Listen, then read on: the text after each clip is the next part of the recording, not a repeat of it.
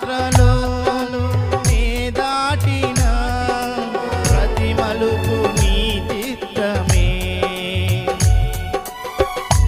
అవిశ్వాసం నీపై నుంచి విజయమునే చాటనా నా విశ్వాసం